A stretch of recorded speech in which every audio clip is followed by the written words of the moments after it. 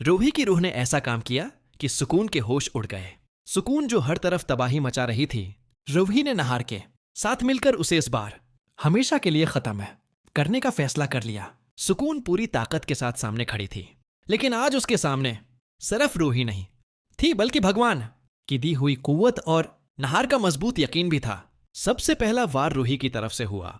हनुमान जी की गद्दा उसके हाथ में जैसे जिंदा ताकत बन चुकी थी। रूही ने जोर से गद्दा उठाया और पूरा मंडप धड़ाम से गिर पड़ा। फूल पर्दे अग्निकंड सब बिखर गए। साथ ही टूट गए वो निशानात जिनसे सुकून को अब तक ताकत मिलती थी। ये देखकर पहली बार सुकून की आंखों में खौफ झलका, मगर अगले ही लम्हे वो गुस्से से दौड़ी। रूही, ये गद्दा मुझे नहीं रोक सकता। तुम खुद को समझती क्या हो? रूही प्रस्कोन लहजे में बोली। स्कोन, ये लड़ाई बदले की नहीं, तुम हार चुकी हो। अब भी वक्त है, मान जाओ और भगवान से बख्शिश मांगो। मगर ये बातें सुकून के अंदर के इन धीरे को और भड़का देती हैं। इसकी आंखें पूरी तरह सर्क हो गईं।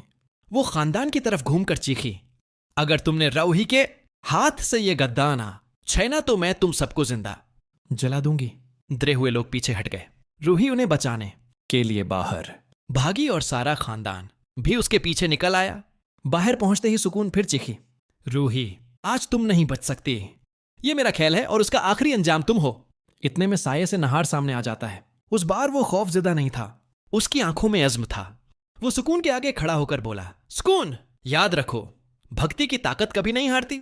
मैं अपनी रूही और अपने खानदान के लिए हर शैतानी ताकत से लड़ सकता हूं। सुकून पागलों की तरह हंसिट नहार, तुम दोनों मेरे सामने क्या हो? प्यार और यकीन से कुछ नहीं होता। लेकिन अगले ही लम्हे खेल पलट गया। नहार ने फौरन ये उसका हाथ पकड़ लिया और ऊंची आवाज में हनुमान चालीसा पढ़ना शुरू कर दी। पहले सुकून हैरान हुई, फिर उसके जिस्म से धुआं निकलने लगा। उसकी आंखें फैल गईं, जिस्म कांपने लगा। वो आहिस्ता आहिस्ता हुआ में उठने लगी, जैसे कोई गैर मरी ताकत उसे जकड़ रही हो। सुकून दर्द और खौफ में चीखी, नहार, रोको, ये तुम क्या कर रहे हो? मुझे छोड़ दो। मगर नहार नहीं रखा। हर लफ्ज आग बनकर सुकून के अंधेरे को जला रहा था।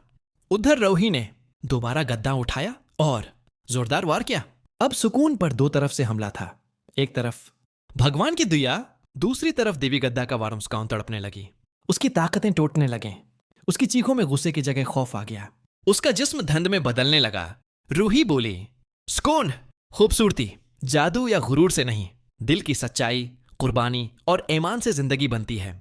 आखिरी वार के साथ सुकून की रूह धुएं की तरह फजा में तहलील हो गई। सुकूत छा गया। आज सिर्फ बुराई का खात्मा नहीं हुआ, बल्कि ईमान और मोहब्बत ने जीत दर्ज की। अगर आप लोग भी चाहते हैं कि रूही और नहार की जोड़ी इसी तरह बनी रहे तो कमेंट में आई लो। नहार एंड रॉय लखना ना भूले हो चुकी है।